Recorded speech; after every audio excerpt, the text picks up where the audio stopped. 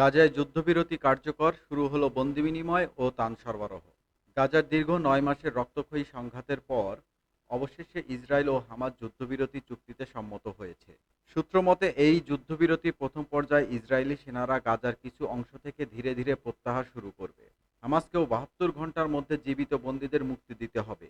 পাল্টা হিসেবে ইসরায়েলি বেশ কয়েকজন ফিলিস্তিনি বন্দীকে মুক্তি দেবে বলে জানিয়েছেন। এছাড়া জাতিসংঘের তত্ত্বাবধানে গাজায় খাদ্য, ওষুধ, আশ্রয়, উপকরণ সহ ব্যাপক মানবিক সহায়তা পৌঁছে দেওয়ার প্রস্তুতি চলছে। যুদ্ধবিরতি কার্যকর হওয়ার কয়েক ঘন্টার মধ্যেই গাজার দক্ষিণাঞ্চলে বিচ্ছিন্নভাবে গোলাবর্ষণ ও বিভিন্ন হামলার খবর পাওয়া গেছে।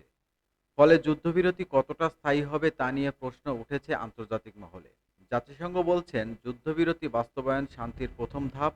এটি বজায় রাখতে উভয় পক্ষের দায়িত্বশীল আচরণ অপরিহার্য। জাতিসংঘের মহাসচিব আন্তোনিও গুতেরেস এই চুক্তিকে স্বাগত জানিয়ে বলেছেন, গাজার যুদ্ধবিরতি ফিলিস্তিনির রাষ্ট্র প্রতিষ্ঠার পথে একটি ইতিবাচক পদক্ষেপ। ইউরোপীয় ইউনিয়ন এবং যুক্তরাষ্ট্র যুদ্ধবিরতি কার্যকর রাখার আহ্বান জানিয়েছে। অপরদিকে মানবাধিকার সংস্থাগুলো বলেছেন, ত্রাণ পুনর্গঠন ও ন্যায় বিচার নিশ্চিত না হলে এই শান্তি অস্থায়ী হয়ে পড়বে। বাংলাদেশ সরকার গাজার যুদ্ধবিরতি চুক্তিকে স্বাগত জানিয়েছে। পররাষ্ট্র মন্ত্রণালয়ের এক বিবৃতিতে বলা হয়, বাংলাদেশ সবসময় ফিলিস্তিনি ন্যায়সঙ্গত অধিকার ও দুই রাষ্ট্র সমাধানের পক্ষে। একই সঙ্গে গাজার পুনর্গঠন ও মানবিক সহায়তা অবদান রাখার ইচ্ছা প্রকাশ করেছেন বাংলাদেশ। যুদ্ধবিরতি ঘোষণার পর অনেক মানুষ ধ্বংসপ্রাপ্ত ঘরে ফিরে যেতে শুরু করেছে। তবে অধিকাংশ এলাকা এখনো ধ্বংসস্তূপে পরিণত।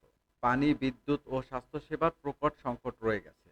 জাতিসংঘের এক প্রতিবেদনে বলা হয়, গাজার ৮০% অবকাঠামো ক্ষতিগ্রস্ত এবং প্রায় ২০ লাখ মানুষ জরুরি সহায়তার অপেক্ষা করছে। যুদ্ধবিরতি ঘোষণা গাজাবাসীর মনে আশার সঞ্চার করলেও বিশেষজ্ঞরা বলেছেন, এটি কেবল শুরু।